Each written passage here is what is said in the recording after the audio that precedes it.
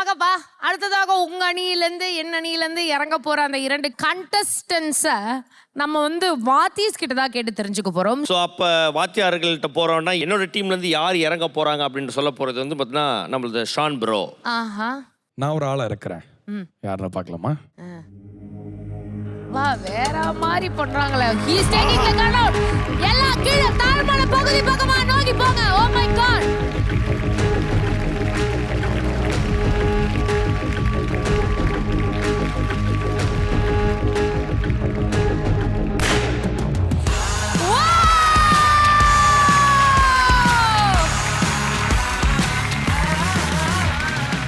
யார் வரக்கூடாதுன்னு நினைக்கிறேன் அந்த சைடு? வைஷ்ணவி பக்கத்திலே உட்காந்துருக்க வைஷ்ணவி. அப்புறம் ஸ்ரீநிதி அவங்களாம் வரக்கூடாதுன்னு எதிர்பார்க்க. யாரு வந்தா ஓகே? யார் வந்தா ஓகே? சஞ்சீவ் அப்படின்னா ஜீவிதா கூட போட்டி போடலாம் அப்படின்னு. போட்டி போடலாம், பிரச்சனை இல்லை. தூக்கி சாப்பிடலாம்.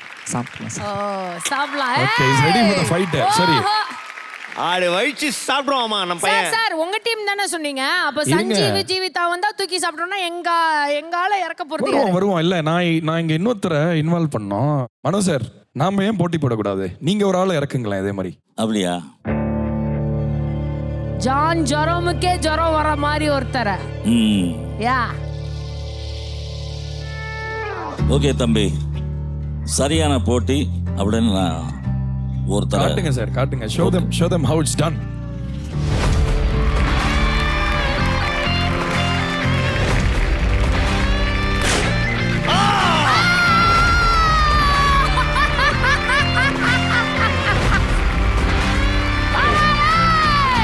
தூக்கி சாப்பிட போறான். பார்க்கலாம். அதாவது வேர்ல்டு ஃபுல்லா இருக்கிற மக்கள் வந்து ரொம்ப ரொம்ப பிடிச்சி ரசிச்சு பார்க்குற ஒரு பேர் வந்து ஜான் அண்ட் ஜீவிதா. ஆனா இன்னைக்கு யாரை தூக்கி சாப்பிட போறாங்கன்றத பார்க்க அப்புறம் ஒரு பலத்தை கை தட்டலாம். Let's give it up for the next one-on-one battle போட்டியாளர்கள் ஜான் ஜெரோம் and ஜீவிதா.